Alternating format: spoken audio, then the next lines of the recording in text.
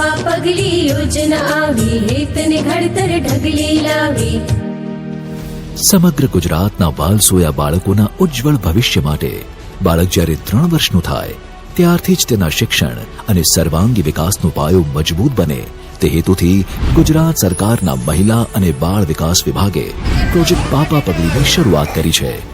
આ પ્રોજેક્ટ અંતર્ગત રાજ્યમાં કાર્યરત એવી આંગણવાડીઓની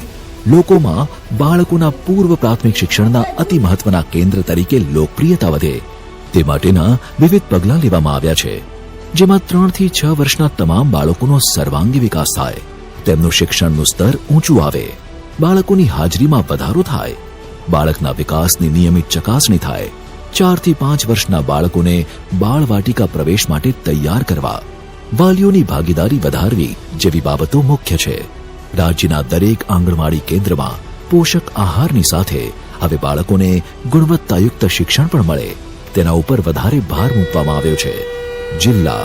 તાલુકા અને ઘટક કક્ષાએ બાળ શિક્ષણ અંગે અભ્યાસ કર્યો હોય તેવા નિષ્ણાત ઇન્સ્ટ્રક્ટરની ભરતી કરવામાં આવશે,